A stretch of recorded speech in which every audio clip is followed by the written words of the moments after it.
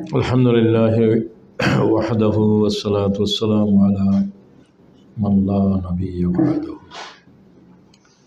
وعلى آله وصحبه أجمعين। সম্মানিত সভাপতি এমসিএর নেতৃবৃন্দ, সম্মানিত উলামায়ে কেরাম, বয়োজ্যেষ্ঠ মুরব্বীগণ, সর্বস্তরের আগত অতিথিবৃন্দ, আসসালামু আলাইকুম ওয়া রাহমাতুল্লাহি ওয়া বারাকাতুহু। কথা বলার আদব হচ্ছে, বেশি কথা বলা যায়, যেমন খুতবা, দাঁড়িয়ে দেওয়া সুন্নাহ, ওজর থাকলে বসেও বলা যায়। তো এখন তো 3 পায়ে হাঁটতে হয়, দীর্ঘক্ষণ দাঁড়াতে কষ্ট হয়, আমার সিজদা থেকে বসতে পারি না, যার কারণে আমি বসে কথা বলার জন্য আপনাদের থেকে অনুমতি পেতে পারি ইনশাআল্লাহ। মানে আগামীতে পাবেন, এখন নয়। আর আর আলহামদুলিল্লাহ, আপনাদের প্রতি শুকরিয়া জানাই। সমস্ত তারিফ, প্রশংসা আল্লাহর অধিকার, আল্লাহর হক। প্রশংসা নবীর করা যায়, মুরব্বীদেরও করা যায়, সেগুলো প্রশংসার মূল মালিক নয়। প্রশংসা সৃষ্টির মূল কারিগর আল্লাহ। একটা ফুল দেখে আমরা বলি কত সুন্দর, ফুল নিজে নিজে সুন্দর হয়নি। এই প্রশংসার মালিক হলো ফুলের স্রষ্টা।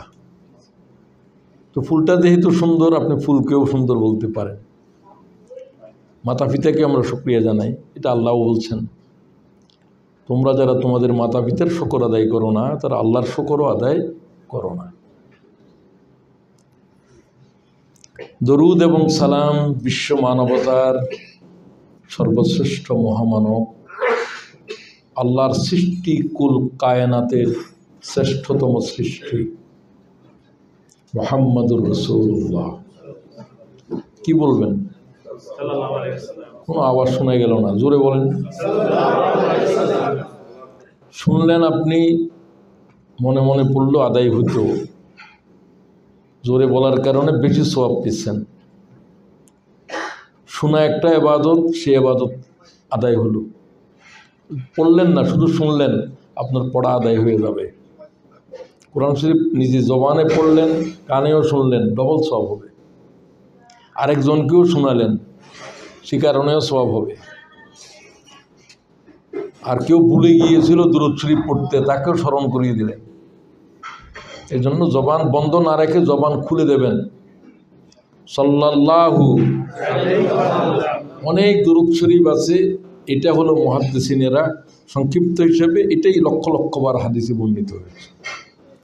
এবং এটা জামে, মানে সালাম এবং সল্লু ওয়াসাল্লিম, দুইটা যখন একসাথে থাকে, আল্লাহ বলছেন সল্লু আলাইহি ওয়াসাল্লিমু, মুহাম্মদের প্রতি তোমরা সল্লু করো এবং সালামও দাও।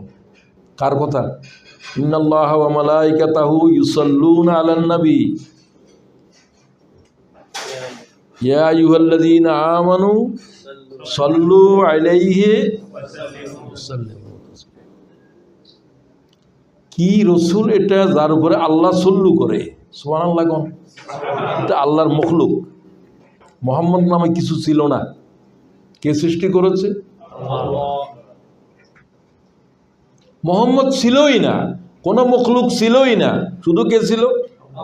হুয়াল আউয়ালু ওয়াল আখিরু ওয়াল জাহিরু ওয়াল বাতিন ওয়া হুয়া আলা কুল্লি শাইইন কাদির। শুধু আল্লাহই ছিলেন। আপনি বললেন আল্লাহ কোত্থেকে আসলো? আল্লাহ কোত্থেকে আসে নাই যে সেটা আল্লাহ, কোথা থেকে আসলে সেটা আল্লাহ হতে পারে না। আল্লাহরে কি বানালো? যারে বানানো হয়েছে সে কিছু বানাতে পারবে না, এটা বিজ্ঞান দ্বারা স্বীকৃত। Man can not create anything, man can not destroy anything. আইনস্টাইনের মতো বিজ্ঞানী বলছে, মানব যদি কিছু সৃষ্টি করতে পারত, বিজ্ঞানীরা পারত। বিজ্ঞানীরা বলছে মানব কিছুই সৃষ্টি করতে পারে না। মানুষ কি পারে? রূপান্তর ঘটাইতে পারে। গাছের থেকে টেবিল বানাইতে পারে, তুলা বানাইতে পারবে না, তুলার থেকে সুতা বানাইতে পারবে, সুতার থেকে কাপড় বানাইতে পারবে। কথা কি বোঝা যায়? তো বলছিলাম, আল্লাহকে কেউ সৃষ্টি যদি করতো তাহলে এটা আল্লাহ হতে পারত না। কারণ কেউ যদি কাকেও বানায়, যাকে সৃষ্টি করা হয়েছে, creation have no power to create anything. সৃষ্টির কোনো সৃষ্টি করার ক্ষমতা নাই। কথা জবাব দিবেন, কথা বুঝতেছেন কিনা? সৃষ্টির কোনো সৃষ্টি করার ক্ষমতা নাই। যিনি সৃষ্টি করেছেন তারে কেউ সৃষ্টি করে নাই, এটাই দলিল। আল্লাহু আকবার, আল্লাহু খালেক, একমাত্র, আর কোনো খালেক নাই। খালেক হওয়ার দাবিও কেউ করে নাই। কেউ কথা বলে নাই আকাশ আমি বানিয়েছি, জমিন আমি বানাতে পারি। বানাও, তাদেরকে জিজ্ঞাসা করো আকাশ জমিনের কে সৃষ্টি করছে? ফেরাউনও বলবে কলিল্লাহ, এটা আল্লাহ বানাইছে, উপরের কেউ বানাইছে। আমরা কেউ আকাশ বানাই নাই, জমিন বানাই নাই, গাছের পাতাটাও বানাইতে পারবো না। আল্লাহ সৃষ্টি করা কি ভয়াল বিষয়। তো মোহাম্মদকে আল্লাহ বানিয়েছেন, সব সৃষ্টির আগে কি বানিয়েছেন? 12টা হাদিস আছে এই বিষয়ে। আউয়ালু মা খালাকাল্লাহু নূরি, প্রথম আল্লাহ আমি মোহাম্মদের নূরকে বানিয়েছি। এটাও একটা 12টার মধ্যে। সবচেয়ে সনদের দৃষ্টিতে বিশুদ্ধ কোনটি? আউয়ালু মা খালাকাল্লাহুল কলম। আল্লাহ কি বানিয়েছেন? কথা বলেন না কেন? কলম বলতে এতক্ষণ লাগলো কেন? হয় বুঝতেছেন না, না হলে খানার অপেক্ষায় আছেন, না হলে মনোযোগ নাই। এই জন্য আমি দুঃখ প্রকাশ করছি। তো আপনি খানার আগে দিয়ে আসলেই ভালো। খানাই যার উদ্দেশ্য, খানা তো সবাই উদ্দেশ্য, সবাই খায়। সব সৃষ্টির উদ্দেশ্যই খাওয়া দাওয়া, এটাই ঘুম যাওয়া, বংশ বিস্তার করা, আর কিছু নেই। মানব তো এর জন্য বানানো হয় নাই। মানবের কি জন্য বানানো হয়েছে একটু শুনেন, যে আমার কি জন্য বানানো হলো, আমি কি করি, কি দেখি। সারা রাত ধরে আপনি খেলা দেখেন, আপনাকে খেলার জন্য বানাইছে আল্লাহ। এই হায়াতের জবাব দেওয়া লাগবে না লাগবে না? তো আপনি কি জবাব দেবেন? টেলিভিশন দেখে যে 1 ঘন্টা শুধুমাত্র আর্জেন্টিনার খেলা দেখলেন, আমার বাসায়ও দেখছে, ছেলেমেয়েরাও দেখছে, নাতিনেরাও দেখে। বড় ছেলেকে বললাম, তোকে আল্লাহ কি হায়াত কিছু দিছে খেলা দেখার জন্য? এই হায়াতের জবাব তুমি দেবে, তোমার বাপ যাবে না সেখানে। ইয়া ফাতেমা আনকিজি নাফসিকি মিনান নার, ফাতেমা তুমি তোমারে আল্লাহর আযাব থেকে বাঁচাও, তোমাকে তোমার আব্বা মুহাম্মদ বাঁচাতে পারবে না। সুবহানাল্লাহ, বাড়ির যে বলি সুবহানাল্লাহ। তোমার আল্লাহর সামনে থেকে তোমাকে তোমার আব্বা বাঁচাতে পারবে না। ফাতেমা তোমাকে জিজ্ঞাসা করবেন আল্লাহ তোমার বাপের নাম কি? বিশুদ্ধ হাদিস বলেছি আমি। ইয়া ফাতেমা আনকিজি নাফসিকি মিনান নার, তুমি আমার সেই মেয়ে, তুমি যদি পৃথিবীর ওই প্রান্তে এমন জিনিস আছে যা তুমি চাও, আমি চেষ্টা করবো সেটা তোমার সামনে হাজির করতে, তোমার জন্য। কিন্তু আমি আল্লাহর সামনে থেকে তোমাকে রেহাই দিতে পারবো না।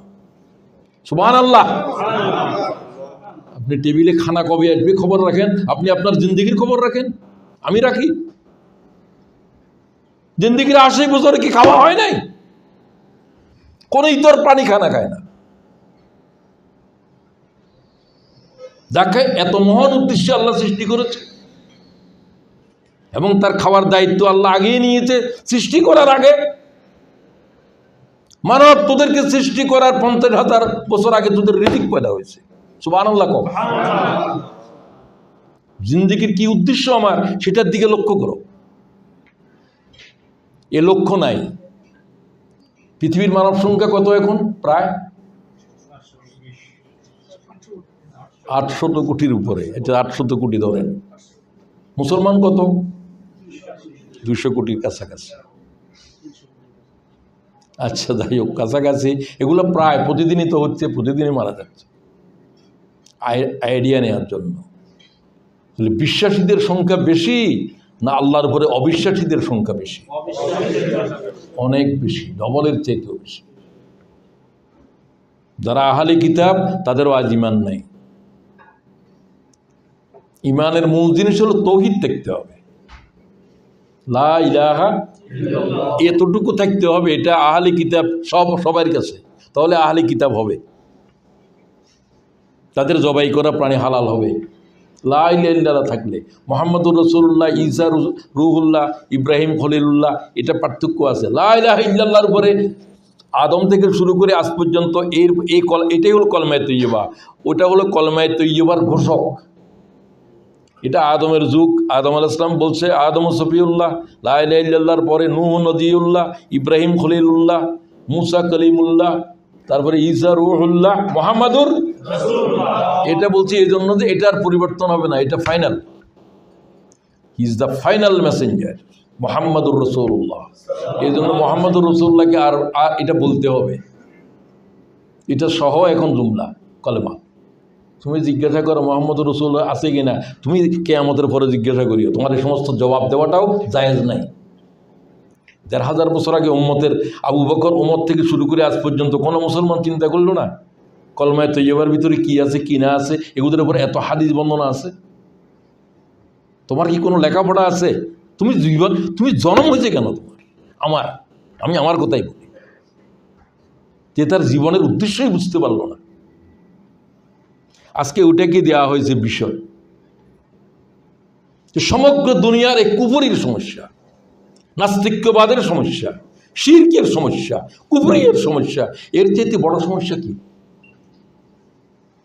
ঠিক কিনা বলেন? তো আমাদের তো প্রথম সেই সমস্যার সমাধান করতে হবে। তো আমরাও পড়ি আশহাদু আল্লা ইলাহা ইল্লাল্লাহ ওয়া আশহাদু আন্না মুহাম্মাদান আবদুহু ওয়া রাসূলুহু। আল্লাহ তুমি সাক্ষী থাকো, তোমার সাক্ষী করে বলছি, তামাম জগতের সাক্ষী করছি, আল্লাহ তুমি ছাড়া কোনো ইলাহ নাই। এখানে মাবুদ নাই। ইলাহ শব্দটা এমন যে কোনো ভাষায় এর কোনো অনুবাদ নেই, এক ভাষা এক শব্দে বলাও যায় না। এটাকে বোঝানোর জন্য শব্দ বলতে হয় আরো। মাবুদ নাই, আইনদাতা নাই, বিধানদাতা নাই, রিজিকদাতা নাই, পালনেওয়ালা নাই ইল্লাল্লাহ, আল্লাহ ছাড়া। ইলাহটা এত ব্যাপক, কিছুর থেকে কিছু হয় না। লা ইলাহা ইল্লাল্লাহ, ও আল্লাহর বান্দা, এটা ইলাহার কোনো অর্থ নয়। আচ্ছা, যদি অর্থ একটা দরিও, যে আইনদাতা নাই, বিধানদাতা নাই, সার্বভৌমত্বের মালিক নেই, তার ভিতরে এটাও না হয় ধরলাম, কিন্তু এটা পূর্ণাঙ্গ ইলাহা শব্দের অর্থ নয়। এটা বুঝে যেতে হবে, কারণ এটা কলেমা। কি বলেছি আমি আমার আম্মাকে একদিন জিজ্ঞাসা করলাম যে আপনি কি জানেন লা ইলাহা ইল্লাল্লাহ মানে কি? আপনি কিসের উপরে ঈমান আনছেন? আর না জানলে ঈমান হবে না। ঈমানের জন্য এলেম শর্ত, নামাজের জন্য পবিত্রতা শর্ত বুঝেন, যেটা ওই কাজ করার জন্য জরুরি। আপনি ওযু ছাড়া নামাজে গেছেন, নামাজ পড়ছেন, নামাজ কি হয়েছে? শর্ত পূর্ণ হয়নি। শর্তকে বলা হয় আহকাম, আর ওটা পূর্ণ করার জন্য যা যা দরকার, রুকু সিজদা, এটাকে বলা আরকান। বুঝে আসছে? আরকান আহকাম। ইমানের আরকান হলো লা ইলাহা ইল্লাল্লাহ শব্দ, এগুলো কলমার ভিতর। আহকাম কি? এলেম। এটা কি? এটা আগে শুনো। মানুষ এলেম কিভাবে হাসিল করে? দেখে, শুনে, অনুভব করে। এগুলোকে বলা হয় জ্ঞানের দ্বারদেশ। পঞ্চ ইন্দ্রিয় জ্ঞানের দ্বারদেশ। গরম না ঠান্ডা হাত দিয়ে বুঝে, সুন্দর না অসুন্দর চোখ দিয়ে দেখে, কান দিয়ে শুনে, স্পষ্ট করে, এই সব কিছু, এগুলো জ্ঞানের দ্বারদেশ। এগুলোর থেকে তোমার এলেম আসতে হবে। রব্বানা ইন্নানা সামি'না মুনাদিয়ান ইউনাদি লিল ঈমান। সুবহানাল্লাহ, আমরা শুনলাম। রব্বা, ও প্রভু, পরওয়ারদিগার, আমরা শুনলাম আমাদেরকে মুহাম্মদ দাওয়াত দিচ্ছে। আল্লাহ তোমার পক্ষ থেকে একজন রসুল বলতেছে, ইয়া আইয়ুহান নাস কুলু লা ইলাহা ইল্লাল্লাহ। সুবহানাল্লাহ। কোরআন শরীফে আল্লাহ বলছেন, তারা মানুষেরা এটা বললো যে হ্যাঁ আমরা শুনলাম আমাদেরকে আল্লাহর পথে দাওয়াত দেওয়া হচ্ছে, আনা মেনু বলা হচ্ছে একতার উপরে ঈমান আনো, আল্লাহ ছাড়া আর কোনো ইলাহ নাই। 360 দেবতা, আল্লাহর করে দেবতা রাখছে, এগুলো একটাও ইলাহ হওয়ার যোগ্যতা নাই। কেউ কিছু ইলাহ হতে পারে না। কে ছাড়া? ইল্লাল্লাহ। কে ছাড়া? ইল্লাল্লাহ। তুমি শুধু ইল্লাল্লাহ ইল্লাল্লাহ করো। ইল্লাল্লাহ কি কলমা জানো? কি পড়ো তুমি? এটাকে ভাঙা যাবে না, পুরোটা ক্লজ বলতে হবে। পুরোটা ক্লজ না বললে বাবার তো আসবে না, ভুল হবে, হারাম হবে। লা ইলাহা লা ইলাহা লা ইলাহা, এটাই কলমা? শুধু ইল্লাল্লাহ ইল্লাল্লাহ, এটা কি কলমা? এরকম অর্থ আছে? কি আজীব বিষয় শুরু হয়েছে। কলমা নিয়ে কি খেলা হচ্ছে? আলেমেরা করছে, পিসাবে করেন, বুজুর্গরা করেন, ইল্লা মাশাআল্লাহ করেন না যেও কিছু আছে। শুরু হয়েছে কিনা এগুলো? চোখ বন্ধ করো, ইল্লাল্লাহ। আমি এক জায়গাতে বললাম যে ইল্লাল্লাহ কিসের জিকির? আমাকে একজনের পরে বললো যে এখানের পীর সাহেব আপনার আলোচনা শোনার পরে তার জিকিরের ভিতরে ইল্লাল্লাহ 200 বার এসব কাটিয়ে দিছে। তাহলে পীর সাহেবের সালাম দিও। ফেনি, তোমার অনেকের বাড়ি ফেনি হইতে পারে, কাটিয়ে দিছে এগুলো। উনি বলছে ভুল ছিল আমার। কি বলতে হবে? লা ইলাহা ইল্লাল্লাহ, এতটুকু। আর সামনেটা বললাম এতটুকু পর্যন্ত বললে একটা জুমলা, একটা ক্লজ হয়েছে। Clause, a group of words which expresses a meaning, this is clause. Word is not a clause. হ্যাঁ, এরকম একটা শব্দ যদি কিছু বোঝা যায় সেটা একটা ক্লজ হইতে পারে, সেটা ভিন্ন। তো এটা প্রথম কথা, ইমানের সাথে যেহেতু জড়িত। আমার আম্মা কি বুঝাইলো আমি বুঝলাম না সেগুলো। আম্মা এটা বুঝছেন যে আর কি আমাদেরকে আর বানানোওয়ালা তো কেউ নেই, তাই আমি বললাম যে না, ইলাহ শব্দ হলো আপনাকে বানাইছে, উনি যা বলবেন সেটা মানতে হবে, উনি ছাড়া আর কোনো হুকুম দিতে পারবে না। এসব কিছুই যিনি যার হাতে, উনি তো বেশি লেখাপড়া নাই তাকে আমি যতটুকু পারলাম যে এটা না বুঝে গেলে আপনার কলেমা হবে না, আপনার ইমান হবে না। ইমান না বুঝে আদায় করলে, এই জন্য যারা বুঝতে পারে না, শিশু, এদের ইমানের প্রশ্ন নাই, এরা বিনা ইমানে জান্নাতে যাবে, এরা ইমানের উপরে আছে। এদেরকে কাকেও আল্লাহ তাআলা জাহান্নামে, কোনো শিশু, হিন্দু মুসলিম বৌদ্ধ খ্রিস্টান যত পরিবারে আছে, কোনো নাবালক শিশু, মেয়ে ছেলে জাহান্নামের আগুনে জ্বলবে না।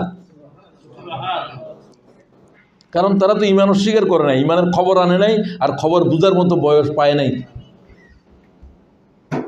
আমার কি রেহাই আছে? আপনার কি রেহাই আছে? না, কারণ আমার আকল আছে, দেমাগ আছে, সব কিছু আছে। হ্যাঁ, আপনি পাগল হয়ে গেছেন, পাগলের জন্য হিসাব নেই। আপনি ঘুমের ভিতরে ছিলেন, ঘুমের ভিতরে 200 হায়াত চলে গেছে, আর জাগরণ নাই, কিন্তু রুহ ছিল। আপনার ইমানের মশলা নাই, কারণ আপনার জ্ঞান ফিরে আসে নাই। খেয়াল করেন কথাগুলো, সব প্রশ্ন আকলের উপরে। যেদিন আপনার আকল নাই, দেমাগ নাই, আপনি আছেন, মা এখন তার সেন্স নাই, তার নামাজ নাই, কিছু না পড়লে কোনো গুনাহ হবে না, কারণ তার কি নাই? সেন্স নাই, এমনি জীবিত আছে। তবে আকলের উপরে প্রশ্ন, আকলের সাথে ইমান। ইমাম আবু হানিফা বলছে ইমান আকলের মধ্যে, ইমাম শাফি বলছে ইমান কলবের ভিতরে, দোনোটাই সহি। সেগুলো আলোচনার দরকার নেই, এগুলো আলোচনা করলে মূল কথা বলতে পারবো না, মৌলিক কথাটা বলছে।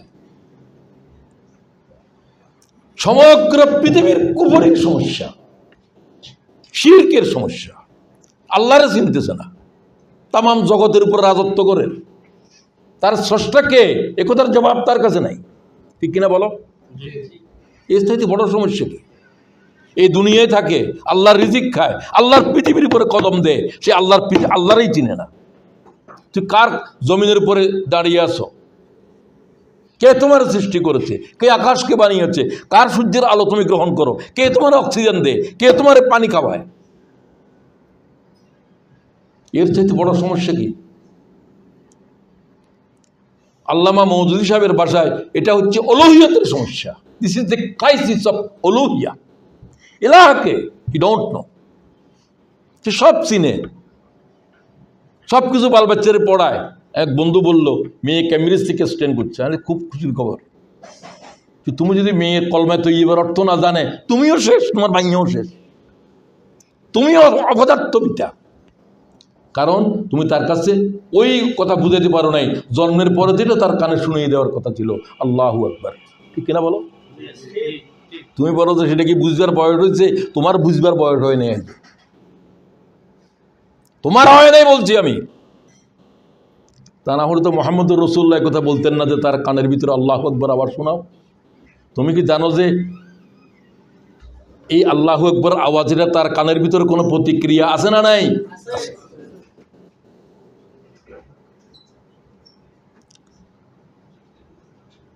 আপনারা বসেন, মেহমান নিয়ে টানাটানি করলে তো প্রোগ্রাম হবে না। মেহমান নিজের দায়িত্বে বসতে পারবেন। প্রোগ্রাম যখন চলবে তখন দিনের আলোচনা হচ্ছে, ফরজ আলোচনা হচ্ছে, শোনাও ফরজ, বলাও ফরজ। এখানে কোনো নফল সুন্নতের তাহাজ্জুদের আলোচনা করতেছি না আমি বলতেছি ইমানের বিষয়ে, যার সাথে পুরা জিন্দেগি জড়িত, জান্নাত জাহান্নাম জড়িত। এই জন্য এখানে সেখানে সব জায়গাতে পরিবেশ রাখতে হবে। খাওয়া দাওয়ার এসবগুলো, এগুলো কোনো নিষেধ নয়। এগুলো আমি কড়াভাবে বললাম এই জন্য যে খাওয়া দাওয়ার অনুষ্ঠান যেখানে থাকে সেখানে কোনো অনুষ্ঠান হয় না। কারণ মানব জাতিদের ভিতরে ফ্যাটের সমস্যা হলো যে তামাম সমস্যার বড় সমস্যা। আল্লাহ ৯৯ জায়গায় কোরআন শরীফ বলছে আমি রিজিক দিই, তারপরে এদের রিজিকের চিন্তা এদের ঘুম নাই। ঠিক কিনা বলেন? এতবার রিজিক দেব। শয়তান তো বলছে ইন্না শায়তানা, তোমাদেরকে শয়তান তোমাদের কিভাবে খাবে এই ফিকিরে ভয় দেখায়। আল্লাহ আমি তোদেরকে বলছি যে তোর কাফের ইমান আনে নাই তারেও আমি রিজিক দিচ্ছি, ইতর পানির রিজিক দিচ্ছি। ওয়ামা মিন দাব্বাতিন ফিল আরদি ইল্লা আলাল্লাহি, বলো জমিনের উপরে কোনো প্রাণী নেই যেই জাতের প্রাণী এই জাতের রিজিক। ইতর প্রাণী, বড় প্রাণী, ক্ষুদ্র প্রাণী, অনুবীক্ষণের প্রাণী, তামাম জগতের তামাম সৃষ্টির রিজিকের দায়িত্ব কার হাতে? আল্লাহ আমার হাতে। তোমার রিজিকের চিন্তা থাকছে না আজও? রিজিকের ফিকিরে নামাজ পড়তে পারে না, রিজিকের চিন্তা বাল বাচ্চা দেখতে পাইতেছে না, তোর কাছে কি জাতের কুফরি লাজম হয়েছে? সে তো আল্লাহর রিজিক দিতে, এই কথার উপর তার বিশ্বাস নাই। কথা কি বুঝেন?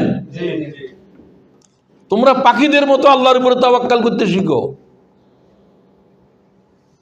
পাখিরা কিরকম আল্লাহর উপরে নির্ভর করে? লাউ আন্নাকুম তাওয়াক্কালুনা আলাল্লাহি হাক্কা তাওয়াক্কুলিহি লারাযাকাকুম মিন, তোমরা কি দেখো পাখিগুলো শূন্য উদরে কি করে বেরিয়ে যায় বাসা থেকে? এদের কি ব্যাংক ব্যালেন্স আছে? কথা বলবে না। জি না বলিও বাড়ির যাই। আমি প্রশ্ন করতেছি এখানে, পাখিগুলো কার উপরে তাওয়াক্কাল করে? আল্লাহর উপরে তাওয়াক্কাল করে কি বাসায় ঘুম যায়? কি করে? বেরিয়ে যায়, শূন্য উদরে বেরিয়ে যাচ্ছে ডানা মেলে, কোথায় রিজিক আছে খুঁজতেছে। এটা হলো তোমার কাজ, কেবিং করা, টেবিং করা, দোকান খোলা, ওই উড়াল দিতে হবে। ভর্তি পেটে বাসায় ফিরে কে তাদের কি রিজিক দেয়? সে আল্লাহ কি তোমার আমার জন্য আছে না নাই? তুমি তোমার সাগরে বর্ষি বাঁধতেছো, এটাও তোমার রিজিক তালাশ করতেছো, গাড়ি চালাচ্ছ, তাই করতো, যা করো। লাউ আন্নাকুম তাওয়াক্কালুনা আলাল্লাহি হাক্কা তাওয়াক্কুলিহি লারাযাকাকুম কামা ইয়ারযুকুত তাইর তাগদু খিমাসাও ওয়া তারাউ বিতানা। আল্লাহু আকবার। নবী আরবি ফরমান, তোমরা কি দেখছো অসংখ্য অগণিত বিহঙ্গকুল? বিহঙ্গ কি? পাখি। পাখিরে কি কয়? বিহঙ্গ। অসংখ্য বিহঙ্গকুল ডানা মেলে উড়ে যাচ্ছে অজানার দেশে। কোথায় তার রিজিক আছে সে জানে না, সে শুধু দৃষ্টি দিয়ে দেখতেছে। তাগদু খিমাসান ওয়া তারাউ বিতানা, শূন্য উদরে বেরিয়ে গিয়েছিল, ভর্তি পেটে বাসায় ফিরে। সুবহানাল্লাহ। কে তাদেরকে রিজিক দেয়? সে আল্লাহর উপরে আমরা কি বিশ্বাস, ইয়াকিন, ঈমান আনলাম? আল্লাহ আমাদেরকে ঈমান নিয়ে দুনিয়া থেকে যাওয়ার তৌফিক দাও। তো প্রতিদিন ঈমান আনতে হবে। ইয়া আইয়ুহাল্লাযীনা আমানু আমিনু,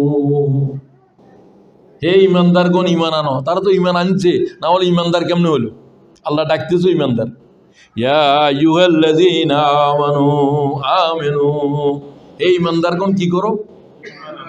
ঈমান আনো। তারা তো ঈমান আনছে, তো তাদেরকে ঈমান আনার জন্য বলছে। ঈমান যারা আনে নাই তাদেরকে না হয় বলছে, তাদেরকেও বলছে অন্য জায়গাতে। ওই যা বললো, আমরা শুনলাম আমাদেরকে ঈমানের দিকে ডাকা হচ্ছে। এই ঈমানকে রিনিউ করতে হবে, ঘড়িকে চাবি দিতে হবে প্রতিদিন, অথবা শরীরের সাথে লাগাইতে হবে কোনো না কোনো পর্যায়ে। চার্জারে চার্জ দিতে হবে। চার্জ একটা দিলে এটা কি কিয়ামত পর্যন্ত চলবো নাকি? না, আগামীকালে আবার চার্জ দিতে হবে। ইয়া আইয়ুহাল্লাযীনা আমানু আমিনু, এটা কার আয়াত? কুরআন সূরা নিসার আয়াত। ঈমানদারগণ তোমরা ঈমান আনো, আবার ঈমান আনো। কতদিন? মরণের ঈমান নিয়ে কবরে যাওয়া পর্যন্ত ঈমান আনতে থাকো। তুমি তো এই কথাও জানো না, আমি জানি না। 40 বছরে কোনোদিন ঈমানের কলমাটা পড়ছো যে? ওই জায়গায় আমি আমার আম্মারা জিজ্ঞাসা করলাম, আমি আমার আম্মার সাথে কোনো পরীক্ষা নিই নাই, আমার মা কি করে জাহান্নামে জ্বলবে, আমার কলিজা বরদাস্ত হচ্ছে না। তখন থেকে আমি ভাবি, মা আমার পেটে নিয়েছিল, বাবা আমার জন্ম দিয়েছিল, আমি যদি সন্তান হয়ে থাকি তোমার জন্মের ঋণ শোধ করবো সেদিন, যেদিন আল্লাহর আযাব থেকে আমার আমলের কারণে তুমি জাহান্নামে থেকে জান্নাতে যেতে পারবে।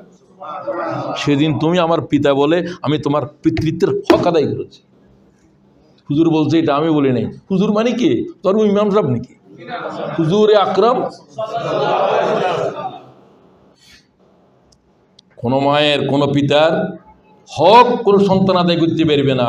নবী পাক বলেন, যদি কোনো কুফরি করেছে পিতা, তারা যদি ঈমানের পথ দেখাইতে পারে, এই সন্তান তার পিতার জন্মের হক আদায় করেছে। তুমি চিন্তা করো, তুমি কদ্দুর করছো, আমি কদ্দুর করছি। চেষ্টা করো। আমি যদি চেষ্টা করি, আমার আওলাদও আমার জন্য করবে। পিএইচডি পর্যন্ত ডিগ্রি নেওয়ার পরে এই জাতের সন্তানের হাতে বাপ মারা গিয়েছে যে খুন হয়েছে, যে জানো না? জানো না? একাধিক, একটা দুইটা নয়, শুধু ঐশী নয়, আরো বহু জালেম আছে, পিএইচডি হোল্ডার আছে এইরকম, তোমরাও জানো। এই জাতের সন্তান জন্ম দিছ? হ্যাঁ, দিয়েছ। এত হক আদায় করো, মাতা পিতার হক কেন আদায় করো না? কুকুরের হক বুঝে, কুকুরের প্রতিদিন ট্রেনিং করতে হবে, তারে হাঁটাইতে হবে, সরাইতে হবে, তার টয়লেট পর্যন্ত হাত দিয়ে ধরো। কি জাতের? আচ্ছা করো, তোমার ভালো লাগলে করো। তুমি প্রাণী যেহেতু পালো, তার হক তো আদায় করতে হবে। তোমার তো বলে নাই তার ময়লা কাটার জন্য, তার সরানোর জন্য, তার সরানো কিছু না সরার জন্য লক্ষ কোটি প্রাণীরা আল্লাহ তাআলা রিজিক দিচ্ছে, পালতেছে, ঠিক কিনা? তুমি যখন দায়িত্ব নিছো নিজে, তখন তোমার উপরে দায়িত্ব আসবে। তোমার কয় নাই রাসূলুল্লাহ এরকম কোনো বিড়াই পালছে, সাহাবীরা পালছে, তুমি পালতে পারো, জায়েজ আছে। যেটা পালা পর্যন্ত জায়েজ নাই, তার ভিতরে শূকর এবং কুকুর। কিন্তু কুকুর যদি এরকম খুব শিক্ষিত হয়, ট্রেইনড হয়, যেটা খাদ্য থাকার পরেও হুকুম ছাড়া খায় না, এই জাতের কুকুর পালতে পারো। মানে পালতে হবে কোনো জরুরি আছে নাকি? কেউ যদি পালার মতো তার এতই শখ হয়, তাহলে এই জাতের কুকুর রাখতে পারবে। তো তোমার মা বাপ কি এই জাতের? ঘরের ভিতরে তোমার মায়ের জায়গা নেই, বাপের জায়গা নেই, তোমার বউয়ে কয় বাপের বাসা নিতে কো, গাড়িতে উঠার জন্য দেখি কুকুরের বসার জায়গা আছে। তোর হিসাব কি হবে তুই জানোস, তোর খোদা জানে। আমি ব্রিটিশদের অনেক কিছু প্রশংসা করি, যেগুলো প্রশংসা করার, তারা এত অধিকার। আমার মতো একটা মানুষ, আমার দেশের থেকে আমি রিফিউজি হয়ে আসলাম, আমার জন্মভূমিতে আমি রাত্রে ঘুমাতে পারি না, আমি এই দেশের নাগরিক, আমার কোনো অধিকার নেই। এই দেশ আমাকে জানার পরে, এই জমার ইসলামী করে, এইগুলো সব জানার পরে আমাকে তারা অ্যাসাইলাম দিছে, আমার খাবার পয়সা দেয়, আমার থাকার পয়সা দেয়, ঠিক কিনা বলো? এরা কি এরা কি জন্য দেয়? এরা এদের সংবিধানের কারণে দেয়, এদের আইনের ভিতরে সেটা আছে, এই মানবাধিকার। তোদের আইনের ভিতরে মা বাপের অধিকার নেই কেন? তোদের এই জাতের অধিকারের, যে তার জন্মদাতা পিতা এবং মাতার হক সম্পর্কে জানে না, আমি এই সংবিধানকে মানবতার জন্য কোনো কল্যাণকামী সংবিধান মনে করি না। তো আসো, ইমানের উপরে কথা বলছি না, করণীয় কি? এই ইমানের উপরে দৃঢ় থাকতে হবে।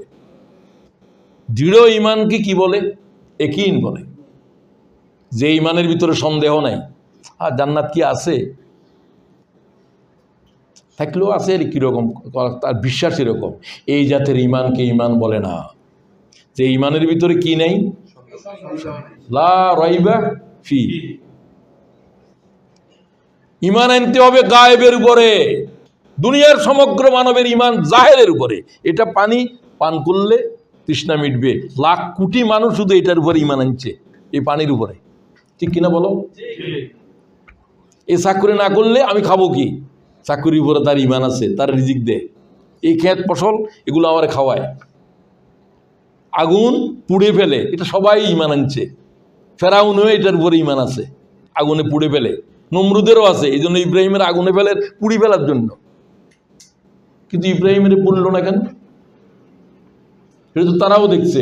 40 দিন পর্যন্ত জ্বলন্ত আগুনের ভিতরে ইব্রাহিম আঙ্গুর খাচ্ছে কেন, কিভাবে ঢুকলো? ইব্রাহিম তো বেবস্ত্র, এই গোল্ডেন ড্রেস কোথায় পেল? এটা বাফেও দেখছে, নমরুদেও দেখছে, গোটা ইরাকের জনগণ দেখেছে। 40 দিন পর্যন্ত ছিল, একদিন দুদিন নয়। আমার তবলিকের বাসায় এক চিল্লা, কচিল্লা, চিল্লা মানে 40 দিন। 40 দিন পরে বেরিয়ে আসলেন, আল্লাহ আগুনের হুকুম করলো, ইয়া নার কুনি বারদাও ওয়া সালামান আলা ইব্রাহিম। খবরদার, তোমাকে পুড়তে বলছিলাম, তোমাকে পড়ার জন্যই আমি বানাইছি, তবে ইব্রাহিমের জন্য। হে নমরুদের আগুন, আগুন বলতে আল্লাহ কোন আগুনের বলছে, আগুনে জানে। ইব্রাহিম যে আগুনে আছে, ইব্রাহিমের জন্য আগুন ঠান্ডা হয়ে যা। সুবহানাল্লাহ। তাহলে পড়ার ক্ষমতা কি আগুনের কাছে? না, অদৃশ্য জগতের কাছে। ওটা গায়েব। ওটা কি গায়েব, চোখে দেখা যায় না, হাত দিয়ে স্পর্শ করা যায় না, ওজন করা যায় না, মাপা যায় না, কিছু করা যায় না, কিন্তু অনুভব করা যায়। কে বানালো এই আকাশের? অনুভব করো।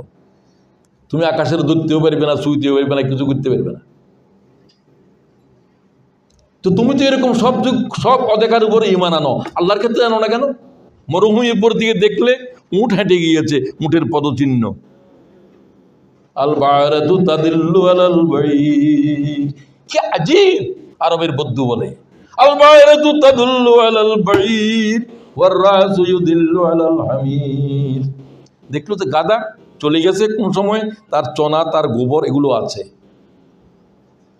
মরুভূমির উপর দিয়ে হেঁটে যাওয়া উটের পদচিহ্ন, উটের অদেখা উটের খবর তুমি বিশ্বাস করো, ঠিক কিনা? তখন বিশ্বাস করলে কেন? ও উটের পদচিহ্ন, উটের পদচিহ্ন তোর উপরে, উটের উপরে ইমান আনতে তোরে বললো তোর আকলের। আকাশের দেখার পরে তোর আকল কথা বললো না যে এই আকাশের খালেককে? সুবহানাল্লাহ কো। তোমার আকলের উপরে পাথর মারো, তোর আকলের উপরে ঝাঁটা মারো। আমারও তাই। তোর লোকেরা জ্ঞানী কয়, তোর লোকেরা পিএইচডি হোল্ডার কয়, তোর পিএইচডি তোর জ্ঞানের উপরে আমি থুতু মেরে দিচ্ছি, তোর তো আসল জ্ঞানী নাই। এটা তোর না, আমি আমারে বলছি, ঠিক কিনা বলো? তো তুমিও তো বললে যে 2 কোটির উপরে, আর 6.5 কোটির উপরে তো ইমানই নেই। তো এদের আকল দেমাগ চিন্তা করো, হরমুজ নিয়ে কি করে দেখো না, তরমুজকা আল্লাহ একসময় যখন চর মারবে, চর মারা শুরু করবে, তখন তরমুজে তোর গায়ের উপরে হরমুজ নো, ঠিক কিনা বলো? তারে কিছু না মনে করছিলা, করতে পারে কিনা? পারে না। চোখে দেখো ভালো করে, তোমার দাম্ভিকতা অহংকারের গালের উপরে কিভাবে চর মারতেছে। কে মারতেছে? এইভাবে নমরুদের মাসিয়ে ব্রেনে ঢুকে গিয়েছিল, এইভাবে। এইটাই ইমান আনবা তুমিও এক সময়, যখন ইমান আনার আর সময়, কখন? হাত্তা ইউগারগার, মৌতের বিছানায় আর ইমান আনতে পারিবে না। যখন তুমি তোমার মৌতের দেখবে, ফেরেশতা দেখবে, তখন তো ফেরাউনও ইমান আনছিল। ফেরাউনে কোন সূরায় আছে এটা? বলে আমাদের তো খবর নেই, আমরা কখন বিরিয়ানি আসবো খবর নিয়ে আসি। তুমি তোমার প্রশ্ন করো না কেন? কোরআন শরীফে কি আছে দেখলাম না? লোকেরা আমার বলে পণ্ডিত, জ্ঞানী, কপলা বুঝে, পত্র বুঝে, ব্রিটিশ ল্যাঙ্গুয়েজ বুঝে, অক্সফোর্ডে লেখাপড়া করে, কত কিছু করে। আল্লাহর কিতাব দেখার তোমার সময় হবে না? সময় হবে, যখন সময় তোমাকে বলবে যে ঈমান আনার আর সময় নাই। তো ফেরাউনের কথাটা সূরা 92 নম্বর আয়াতে দেখো, সূরা ইউনূসের, ওয়াজাওয়াজনা বিবানি ইসরাঈলাল বাহর হাত্তা ইয়াতবা। ফিরআউনের পিছনে দৌড়াচ্ছিলি তুই কিছুক্ষণ আগেও। 36-37 লক্ষ মানুষ মূসা আলাইহিস সালামের সাথে, আর তার সাথেও 5-6 লক্ষ সৈন্যবাহিনী ফেরাউনের সাথে, লোহিত দরিয়ার সামনে। বনী ইসরাইল মানে ইহুদিরা মূসা আলাইহিস সালামের কষ্ট দিয়ে কয় যে আমাদেরকে পিছনে ফেরাউন, সামনে দরিয়া, আমরা কোথায় যাব, কোথা নিয়ে এসছো? পুরো জাত এরকম, ইহুদি জাত। অদরে ব্যাসা কাল বাহর, এ মূসা হাতি দিয়ে, তোমার যে হাতে আমি লাঠি দিয়েছি মোজেজা, ওটা দিয়ে দরিয়ার উপর আঘাত করো। আঘাত করার সাথে দরিয়া 2 ভাগ হয়ে গেল। সুবহানাল্লাহ। তারা দেখলো পানি খাড়া হয়ে গেছে 2 পাহাড়ের মতো, এদিকেও পানির পাহাড়, এদিকেও পানির পাহাড়, পার হয়ে যাও তুমি লোহিত দরিয়া। সুবহানাল্লাহ। দরিয়ার প্রায় শেষ অর্ধেকের পথ চলে যাওয়ার পরে ফেরাউন দেখলো যে কিরে বাবা, লোহিত দরিয়া এরকম শুকনো হয়ে গেল। ফেরাউন কয় আমার জন্য, আনা রাব্বুকুমুল আলা, নামো। ঘোড়ার উপরে ছিল, চিত্রা ঘোড়ার উপরে, সেটা পর্যন্ত হাদিসে বর্ণনা আছে। জিবরাইল ঘোড়া নামতেছে না, ঘোড়া তো অলৌকিক জিনিস বুঝতেছে, ঘোড়া নামতেছিল না। জিবরাইল মাদি ঘোড়ার উপরে সওয়ার হয়েছে, তারটা ছিল যে পুরুষ ঘোড়া। কথা বুঝে নাকি? কারটা পুরুষ ঘোড়া? তোমাদের মাথা ফেরাউনের। তো কথা খেয়াল করো না কেন? আমি প্রত্যেকটা শব্দের উপর প্রশ্ন করবো, না হলে এখানে আনছো কি জন্য? তোমাদের কাছে দাওয়াত খুঁজে নিই আমি, আনছো যে কথা শুনো, তুমি আসছো কেন? আল্লাহ মাফ করি দে। ইজাতের উম্মত নিয়ে আমার কি হবে, আমার উম্মতের কি হবে, উম্মতে জানে, আমিও কিছু বুঝি না। আল্লাহ তাআলা আকল দিমাগকে খাড়া করে দাও, সচেতন করে দাও। মাদি ঘোড়া যখন, পুরুষ ঘোড়া যখন মাদি ঘোড়ার দিকে দিচ্ছে, ওটা যখন সামনে লাফাই পড়ছে, তখন এটাও লাফাই পড়ছে। মাছ দরিয়ার উপরে, দরিয়ারকে আল্লাহ বললো যে মিশে যা দরিয়া। হাত্তা ইজা আদরাকাহুল গরক, দুদিকের পানি মিশে গেল। ক্বালা আমানতু আন্নাহু লা ইলাহা ইল্লাল্লাযী আমানাত বিহি বনু ইসরাঈল ওয়া আনা মিনাল মুসলিমিন। আল্লাহু আকবার কো। ফেরাউনের ডায়লগ আল্লাহ কোট করছে কোরআন শরীফের জীবন্ত আয়াতে। ক্বালা আমানতু, আমি ঈমান আনলাম, ওয়াল্লাহি তোর উপরে ঈমান আনলাম, বুঝে ব্যাখ্যা সহকারে ঈমান আনে। বনী ইসরাঈলের নবী মূসা যে আল্লাহর খবর দিতে আছে আমি রব নই, ওই রবের উপরে আমি ঈমান আনলাম। সুবহানাল্লাহ। ঈমান তুমিও আনবা, তুমি ফেরাউনের মতো এরকম ডাঁট হও নাই। আইছো 400 বছরের হায়াতের ভিতরে খুশখুশে কাঠি হয় নাই। আমানতু আন্নাহু লা ইলাহা ইল্লাল্লাযী আমানাত বিহি বনু ইসরাঈল ওয়া আনা মিনাল মুসলিমিন। আমি কি হইলাম? মিনাল মুসলমানদের ভিতরে আমি হয়ে গেলাম। আল্লাহ কয় এখন না তোর ঈমান আনার সময় হয়েছে। আল আনা, যে ড্রামেটিক আনসার, আল আনা, এখন কি সময় হলো? ফাকাদ কুন আল আনা ওয়াকাদ আসাইতু কাবলু ওয়া কুনতা মিনাল মুফসিদিন। 1 মিনিট আগেও তো আল্লাহর পয়গম্বরের পিঠে দিছো রে, ঠিক কিনা বলো? এখন তোর কিসের ঈমান? তুই তো এখন তোর তো গড়গড়া শুরু হয়েছে, তোর একবার ডুবাইতেছে পানিতে, একবার উঠতেছে। তবে হ্যাঁ, তোর সাথে আমার একটা কথা রইল, সেটাও আল্লাহ কয় ফালাম্মা নুনাজ্জিকা বিবাদনিকা, তোর বদন পৌঁছাবো না, তোর বদন পৌঁছাবো না, তোর দেহ পৌঁছাবো না, তোর দেহ রেখে যাবো। আল্লাহু আকবার। 4000 বছর আগের আল্লাহ তাআলার আয়াত মুসার সাথে এখনো পর্যন্ত দেহ আছে না নাই? তোমাদের পিটির মিউজিয়ামে তো আসছিল, দেখছো নি? দেখিনি, আল্লাহ তো আয়াত রাখছে দেখার জন্য। দেখি বলে ওর মা এটা ফেরাউন, ঈমান আনার কথা কি আছে? এটা ফেরাউন আর ওইটা ফেরাউনের গপ মারি মারি চলে আসে। তোর দেখা কি হয়েছে? আল্লাহ কি জন্য এই আয়াতে রেখে দিল? তুইও আসবি না, তোর দাদারও আসবে না, তুই এই জাতের অন্ধকারের ভিতরে আসো। তোর হেদায়েত কিভাবে হবে আল্লাহ জানে। তোর কাছে জীবন্ত 4000 বছর আগের ওর কথাকে আল্লাহর কোরআনের সাথে মিলাই দেখ। হ্যাঁ, ঈমানও তো আনতেছে, মরিচ বুকাইলি তো ঈমান আনলো, ঠিক কিনা বলো? সে তো এই লাশ দেখে ঈমান আনলো। কোরআন শরীফ কি জীবন্ত কথা বলছে? সুবহানাল্লাহ কও। আজিয়া বাড়ির যে কোরআন শরীফ সূরা ইউনূস পড়ো, আমি 92 আয়াত বলে দিচ্ছি, 93 পড়ো এইভাবে। আর নিজের কসম করো যে হাই কি করি এসছি আয়াত রে। আজকে আর কোনো খানা চলবে না, তোমরা জানলে দগই খানা বন্ধ, থাকলে দেখো না থাকলে নাই। তোমার বিরিয়ানি বাড়িতে পাঠা দিও, দরকার হলে তোমার তো সভাপতি পাঠা দাও। কি জাতের বিরিয়ানি পাইছে মুসলমানের? আর এখানে দেখলি প্রোগ্রাম হলেই খাওয়া দাওয়া কোনো নিষেধ নেই। আগে বাগে তো প্লেট দিয়ে তো বরবাদ করছো, প্লেটটা পরে দিলে কি হইতো তোমাদের? তোমরা জানো যে এই জাতের কাসরত কি? আল্লাহ মাফ করে দিন আমাকে। আমি কোনো কারো প্রতি তোমাদের সাথে কোনো আমার শত্রুতা নাই, জায়গা জমিনের নিয়ে মামলা নাই, কিছু নাই।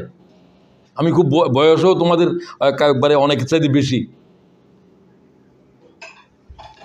ইমান শেষ করতে চাই আমি। এখন কি ইমানের উপরে মেহনত করতে হলে কোরআন শরীফ লাগবে। ওয়াইযা তুলিয়াত আলাইহিম আয়াতুহু যাদাতুহুম ঈমানা। ঈমান আনা, ঈমানের উপরে শক্ত থাকা কি কিতাব পড়লে আসবে? কোরআন। তুমি আজ সাল্লাল্লাহু বড় গই, বসি ফাজাইলের আমল বড় গই, জিন্দেগি ভর এটা বড় গই। তোমার ঈমানের খবর নাই বলছি আমি। হাযালিকা হুদাল্লাহ, আল্লাহ বলছে এই হচ্ছে হেদায়েতের কিতাব। কোনটারে কয়? আল কোরআন। যালিকা হুদাল্লাহ, একটা আয়াতের ভিতরে কোরআন শরীফের 10টা সিফত আল্লাহ বয়ান করেছে। সূরা জুমার 23 নম্বর আয়াত। লাকাদ আনজালনা কি বলা হয়েছে? আমি কোরআন শরীফকে নাযিল করেছি।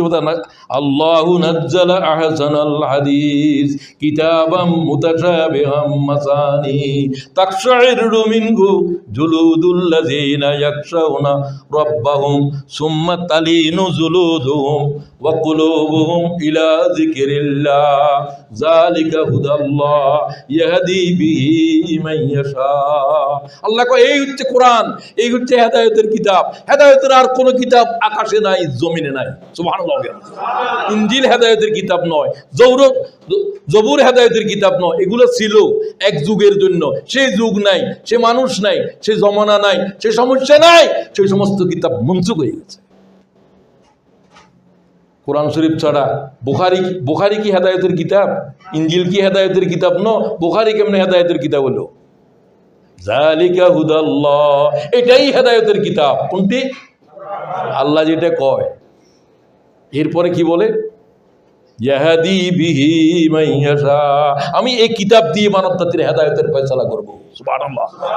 হেদায়েত এত দামি জিনিস যে রাসূলুল্লাহ হেদায়েত দিতে পারবে না, নবী পারবে না, আর কেউ তো পারার প্রশ্নই নেই। ইন্নাকা লা তাহদি মান আহবাবতা, ইন্নাকা লা তাহদি মান আহবাবতা। মুহাম্মদ, তুমি হেদায়েত দিতে পারবে না তোমার চাচারে। খেয়াল করো, ইব্রাহিম তুমি তোমার আব্বা আজরকে হেদায়েত দিতে পারবে না। নূহ তুমি তোমার ছেলে কেনানকে হেদায়েত দিতে পারবে না, ঠিক কি না?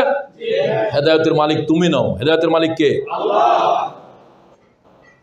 কি জাতের জীবন্ত আয়াত আল্লাহ রসুলের শানে। আবু তালেব রসুলের মাথার উপরে হাত তুলে রেখেছে, আমার জীবিত অবস্থায় মুহাম্মদের গায়ে হাত দিতে পারবে না।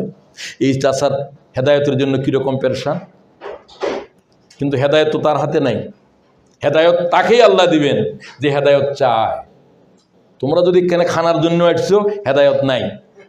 হেদায়েতের জন্য আসছো, আল্লাহর কসম হেদায়েত নিয়ে এখান থেকে যাবা। ইন্নামাল আমালু বিন্নিয়াত। এখন কি আর রুটি মুটি খাওয়ার কি নিয়ত আছে? আইলে আসবে, না হলে রুটি তো জাহান্নামে যাও। তোমার আল্লাহ আমাদের হেদায়েতের ফয়সালা করো। আমিনও বলবে না? হেদায়েতের ফয়সালা করো। গুমরাহি নিয়ে এসেছি, আল্লাহ হেদায়েত নিয়ে এই বেলাল মসজিদের পাশের থেকে আল্লাহ হেদায়েতের ফয়সালা করে উঠা আমাকেও, আমার ভাই বোনদেরকেও। কি আজীব কোরআন শরীফের আয়াত পড়তেছি আমি হাদিস পর্যন্ত পড়তেছি না। হাজার হাজার হাদিস জমা করলে কোরআন শরীফের এক লব্জের ওজন হবে না। সুবহানাল্লাহ। কোরআন এই জাতের কিতাব, এই জাতের কিতাব। এগুলোর উপরে বই লিখেছি, সমস্ত প্রতি পৃষ্ঠায় কোরআন শরীফের আয়াত আছে।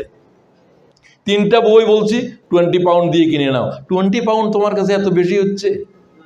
তুমি যদি একটা বইয়ের ভিতর থেকে আলোচনার মাধ্যমে এত কোরআন শরীফের আয়াত, এত হাদিস, এত বিষয়ের উপরে সকলেই যাওয়ার সময় অন্তত 3টে বই কিনে নিবা কমিটিতে, 20 পাউন্ড। কে কে কিনবে আমি একটু হাত দেখি, হাতও তো উঠেন না। বাকি কিনে নিয়ে দরকার হলে মহিবুর রহমান সাহেব পৌঁছে দেবে। আমার ফাউন্ডেশনকে তো দিতে হবে। এটা বই ছাপাইছি আমি, বইয়ের মালিক না, বই লিখেছি, বই দান করে দিছি। এটা আমার ফ্যাট ফাইল বেলায় বানিয়ে নাও, আর নাজাতের জন্য লিখেছি। আল্লাহর কাছে আমার হুজ্জত দেখেছি। আল্লাহ একটা কিতাব পড়ে যদি আল্লাহ তোর এক গোলামের হেদায়তের ফয়সালা হয়, আমার লেখা, আমার হায়াত সার্থক। এই জন্য বলছি আমি, এটা আমার নয়। এই ফাউন্ডেশন আরও এভাবে ছাপাচ্ছে আছে। আমার কোরআন শরীফ অর্ধেক তফসির হয়ে গেছে, প্রথম খণ্ড, তোমরা দোয়া করো। এইটা হলো আমার জীবনের মাস্টার পিস। কোরআন শরীফ দিয়ে কোরআন শরীফের তফসির করতেছি এবং 15 পারা পর্যন্ত শেষ হয়ে গেছে। এবং প্রথম খণ্ড এই 26 ডিসেম্বরের আগে বাইর করার নিয়ত আছে। দোয়া করো, আল্লাহ কবুল করো। এই ফাউন্ডেশন আমার সান in law. San in law মানে কি? সে আসলে সান ইন ল নয়, সে সান ইন ফ্যাক্ট। সে আসল কাজ করে। সেই আমার এই কথাগুলোকে, আমার বইগুলোকে ছাপানোর জন্য ফাউন্ডেশন করছে, আমার জামাই করছে। আরে তুমি সান ইন ল নও, তুমি চলছে সান ইন ফ্যাক্ট। মানে কি? আসল আসল আসল আমাদের মিরসরাই ভাষায় বলে যে বাজি, আসল বাজি। বাজি মানে বাবাজিরই বলে যে কি বলে, চিটাঙ্গেরা সংক্ষেপে কথা কয়, বাবা জন্য কয় না, বাজি কয়, ছাগলের চল কয়, কথা বুঝছো না? আচ্ছা যাক, এই সমস্ত কথা বলার সময় নেই আমার। তো তোমরা বই পুস্তক কিনে নেবে, আর সবচেয়ে বড় বই হলো আল্লাহর কিতাব পড়বে। পড়বে কিনা সবাই? আজকে সূরা ইউনূস দিয়ে শুরু করো। তো কোরআন শরীফের পরে দ্বিতীয় কথা শেষ করতে চাই। এই আয়াতটা পড়লেই সারা কোরআন কি জন্য আসছে দুনিয়াতে, এই আল্লাহ তাআলা একটা আয়াতের ভিতরে কোরআনের 10টা সিফত বয়ান করছে। কি আজীব! এইরকম 2টা আয়াত কোরআন শরীফে আমার নজরে পড়ে নাই। আমি তো সময় থাকলে শুধু এটার উপরে কথা বলতে পারতাম। আমি অন্য কিছু কথা বলতে হবে, আমি দাঁড়ায় কথা বলতে ইচ্ছা করছি, কিন্তু আমি তো পারি না বেশি, কোনো গায়ে ঢুলে। এরপরে আসো 3 নম্বরের কথা বলতেছি, আমাদের জন্য প্রতিদিন আল কোরআন, প্রতিদিন ওই প্রতিদিন ঈমান আনো। প্রতিদিন ঈমানের জন্য কোরআন শরীফ পড়া লাগবে। ইন্না কুরআনাল ফজর কানা মাশহুদা। কোন সময়ের কোরআন তোমাদের জন্য সাক্ষ্য হবে? সব সময় হবে, বিশেষ করে ভোরবেলার কোরআন। আগে তো ঘরে ঘরে তুমি কোরআন শরীফের আওয়াজ ভোরে শোনা যেত, বাল বাচ্চারা পড়ত। তো এখন তো এগুলো চলে গেছে। এখন ওই যে সকালবেলা স্কুল হয়, কি স্কুল বাংলাদেশে? KG school. কেজি স্কুলে তোমার কোরআন শরীফ খতম করে দিচ্ছে। এরা এদের উদ্দেশ্যে করছে। আচ্ছা, তোমাকে তো কেজি স্কুলে কোনো কোরআন শরীফ পড়তে না করে নাই, তো তুমি পড়ো না কেন? সিলেবাসে রাখে না কেন? সেটা তারা রাখতে পারে। আল্লাহ তাআলা তাদেরকে তৌফিক দাও। এরপরে বলছি, পরিবার সদস্যদেরকে সময় দাও। পরিবার ধ্বংস হয়ে যাচ্ছে, মানব সভ্যতা ধ্বংস হবে। সৃষ্টি হয়েছে পরিবার থেকে, আদম হাওয়া থেকে, ঠিক কিনা? মানব সভ্যতা শেষ হয়ে যাবে, পরিবার যেদিন ভেঙে যাবে। এখন আর বিয়ে শাদী নেই, সব লিভ টুগেদার চলে। লিভ টুগেদার মানে কি? পরিবার আছে নাকি? ফ্যামিলি নেই, বিবাহের বন্ধনই নেই। এটা তো সব ধর্মেই ছিল। এরপরে আরো কি চলছে? ছেলেতে ছেলেতে বিয়ে, মেয়ে মেয়ে, একজন স্বামী একজন স্ত্রী। কুকুর ইতর প্রাণীদের এটা আছে, একটা কুকুর আর একটা কুকুরের সাথে মিলন করে। তোমরা কি এর চাইতেও? হ্যাঁ, এর চাইতেও নিকৃষ্ট। সুম্মা রাদাদনাহু, ইতর প্রাণীর চাইতেও বরবাদ হয়ে গেছে মানব গোষ্ঠী। আল্লাহ কোরআনে কয়, ওয়াল আসর ইন্নাল ইনসানা। আমি সময় শুধু বলছি, পরিবার পরিজনের সময় দাও। স্কুলে পড়ানোর জন্য, অক্সফোর্ডে পড়ানোর জন্য পেরেশানি আছে, রাখো। আগে আল্লাহর কিতাব শিখতে বলো প্রতিদিন। হ্যাঁ, আমার বন্ধু বক্তিয়ার বলছে, মফিজ ভাই হারবার্ডে স্ট্যান্ড করেছে আমার ছেলে, আপনি কোরআন শরীফের যে কোনো আয়াত জিজ্ঞাসা করেন, আপনাকে তরতর করে কোরআন শরীফের আয়াতের অর্থ বলে দেবে। এই জাতের ছেলে জাতির জন্য, আমার জন্য, আমার বন্ধু বক্তিয়ারের জন্য শুধু নয়, আমি বলছি তোর ফলা এটা আমার জন্য তো অহংকার। তো কোরআন শরীফ শিক্ষার কারণে কি তার অক্সফোর্ডে প্রফেসরি করা কি ওর কোনো অসুবিধা আছে? ছেলে পেলেদেরকে আল্লাহর দিন শিখান। কি আপনারা কি বাল বাচ্চাদেরকে এই বিষয়ে সতর্ক হবেন? বাচ্চাদের জন্য একটা বই মাত্র আসছে, এটা দামও কম, মিরাকেল অব দি কোরআন। এটা আমরা 5 পাউন্ড দিয়ে নিয়ে যাইও, এটা ছোট যেহেতু, আরগুলো যে কোনো 3টা নিবা 20 পাউন্ড। এরপরে বলছি, সমস্ত গুনাহে কবিরা আল্লাহ যেটা হারাম করছে, করা হারাম করছে মানে ফরজ করছে সেটা করা, আর যেটা না করে দিয়েছে সেটার থেকে বেঁচে থাকা, এটাই হলো চরিত্র। তো আল্লাহ তাআলা 5 ওয়াক্ত নামাজ কি করেছে? ফরজ করেছে। শুকর খাওয়া, মৃত খাওয়া, এগুলোর কি করেছে? শরাব খাওয়া, মদ খাওয়া, জেনা করা, এগুলো কি করেছে? হারাম যত কোরআন শরীফে আছে, আর মুকরু টুকরু বাদ দাও, শুধু হারামের থেকে বেঁচে থাকবে। আমরা কি আল্লাহর সাথে ওয়াদা করতে পারি আল্লাহ আজকে থেকে হারামের কাছে আর যাব না? আল্লাহ বলছে ওয়ালা তাকরাবুজ জিনা, জিনা করিও না, জেনার কাছেও যাইও না। কাছে যাওয়া মানে কি? অশ্লীল সিনেমা দেখা, পর্নোগ্রাফি দেখা, শোনা, এগুলো আছে না নাই? টিভির ভিতরে পর্নোগ্রাফি, অসভ্য চিত্র, যৌনাচার আছে না নাই? সেগুলো দেখাও হারাম। এগুলো ইউটিউবের ভিতরে তোমার আমার হাতে হাতে আছে, কোরআন শরীফেও আছে, এগুলাও আছে। তো তুমি তোমার ইচ্ছা যেটা সেটা দেখো। তো এখন থেকে হারাম আয় রোজগার, যেটা হারাম সেটার ব্যবসাও হারাম। আল্লাহ আর লম্বা করতে পারবো না। শুকর হারাম, শুকরের গোস্ত বিক্রি করাও কি হারাম। শরাব হারাম, শরাবের ব্যবসা করাও কি হারাম। তোমাদের জন্য, যাদের জন্য হারাম নয় তারা করুক, তারা খাক। তাদের এখানে চাকরি করা পর্যন্ত হারাম। আর উপায়হীন হলে যতদিন আর কোনো ব্যবস্থা না হয় ততদিন না হয় চাকরি করলা। এইগুলো রাখো। এই শতাব্দীর জন্য ইমান বাঁচানো সবচাইতে দায়। আর এই জায়গাতে যেখানে শতকরা 5 জন লোক মুসলমান, সমস্ত ব্যবস্থা কুপুরির উপরে, বস্তুবাদের উপরে, শিরকের উপরে, ঠিক কিনা বলো? এখানে ইমানের উপরে দাঁড়িয়ে থাকা খুবই কঠিন বিষয়। আর বালবাচ্চার ইমানের উপর রাখা এর চেয়েও কঠিন। তারা তো আরেকটা পরিবেশে চলাফেরা করে, ড্রাগিস্ট হয়ে যাচ্ছে, এক্স মুসলিম হয়ে যাচ্ছে। এর জন্য একমাত্র কারণ হলো পরিবারকে সময় দিচ্ছেন না, বাচ্চাদেরকে আপনি আপন হচ্ছেন না, আপনার সময় নেই। সময় নেই বলতেছেন, এক সময় যখন সময় হবে তখন ওই ফেরাউনের মতো সে আর হেদায়েতে আসার সময় দেখবে না, ঠিক কিনা বলেন? এখন থেকে ছেলে মেয়েদের প্রতি কি নজর দেবেন না দেবেন না? আল্লাহ তাআলা বলছেন না, কু আনফুসাকুম আহলিকুম নারা, পরিবারের জাহান্নাম থেকে বাঁচাও, পরিবারের জাহান্নাম থেকে বাঁচাও, স্ত্রীরে বাঁচাও, বাল বাচ্চারে বাঁচাও, ছেলে মেয়েদেরকে বাঁচাও, ভাই বোনদেরকে বাঁচাও। যার যেখানে যারা আছে আপনজন, এদের প্রতি তোমাদের দায়িত্ব আছে, সেটার প্রতি লক্ষ্য রাখো। দৈনিক 5 ওয়াক্ত নামাজ, এটা সবচাইতে গুরুত্বপূর্ণ ফরজ কিনা? আজকে থেকে কি আর নামাজ কাজা করব? 1 ওয়াক্ত নামাজ কাজা করার পরিণতি শুধু একটা হাদিস বলছি। রাসূলুল্লাহ সাল্লাল্লাহু আলাইহি ওয়াসাল্লাম বলছেন মুআজকে, লা তাকরাবুস সালাত, খবরদার নামাজ কাজা করিও না। সালাতান মাকতুবাতান মুতাআম্মিদা, নফল নামাজ নয়, তাহাজ্জুদের নামাজ নয়, ফরজ নামাজ। তাহাজ্জুদ পড়তে পারলে না পারো গই, জিন্দেগি ভর না পারো গই। আমি এগুলোর জন্য বলতেছিও না, এগুলোর জন্য তো আল্লাহ বলেন না এইভাবে। এগুলো হচ্ছে অতিরিক্ত জিনিস, করতে পারলে অনেক ভালো, অনেক ভালো, অনেক ভালো। কিন্তু আসল প্রশ্ন হবে যে তাহাজ্জুদের উপরে প্রশ্ন হবে না, 5 ওয়াক্ত নামাজের উপরে প্রশ্ন হবে, ঠিক কিনা? মান তারাকা সালাতান মাকতুবাতান মুতাআম্মিদা ফাকাদ বারিয়াত মিনহু জিম্মাতুল্লাহি আযজা ওয়া জাল। মুআজ যদি 1 ওয়াক্ত নামাজ ইচ্ছা করে কাজা করো, আল্লাহর সাথে তুমি আর বন্দা থাকবে না, কুফরের ভিতরে লিপ্ত হয়ে যাবে। ইচ্ছা করে যদি নামাজ না পড়লে কি হবে? 1 ওয়াক্ত নামাজ কাজা করলে ঈমান চলে যাবে, সুবহানাল্লাহ ওয়া বিহামদিহি, কুফরের ভিতরে চলে যাবা। ভুলে হয়ে গেছে, সময় পাও নাই, কাজের ভিড়ের ভিতরে ছিল, অসুবিধা ছিল, সেটার জন্য মাফ আছে, কাজা আদায় করে নিলা। নামাজ না পড়লে কি হবে? এই জাতের লব্ধ জিব্বা থেকে বাইর হইলে কাফের হয়ে যাবে, ঠিক কিনা বলো? আজকে থেকে ও আল্লাহ আর 1 ওয়াক্ত নামাজ কাজা করব না। তো সবাই আল্লাহর হাত দেখান। আল্লাহ তুমি সবার হাত কবুল করো। তো আমি আলোচনা শেষ করতে চাই, সময় শেষ যেহেতু। প্রতি সময়ের ভিতরে জিব্বার ভিতরে আল্লাহর জিকির রাখা।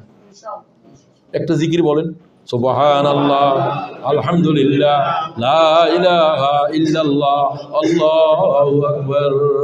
আরশে মহল্লা যাওয়ার আগে 7ম আসমানের উপরে বাইতুল মামুরের সেহনের ভিতরে রসুল্লাহকে জিব্রাইল বলল, এ আপনার দাদা ইব্রাহিম, আপনি সালাম করেন। হুজুর বললেন, আমি তাকালাম, আমার চেহারা আমার দাদা ইব্রাহিমের চেহারা এক বরাবর, আমার চেহারার উপরে ইব্রাহিমের চেহারার উপরে আমি বসে আছি। আমাকে আলিঙ্গন করলেন, তুমি মানব ইতিহাসের শ্রেষ্ঠ, তুমি আমার আওলাদদের ভিতরে শ্রেষ্ঠ, তুমি আল্লাহর মখলুকের ভিতরে শ্রেষ্ঠ। সুবহানাল্লাহ। তোমার উম্মতেরই আমার সালাম দিও।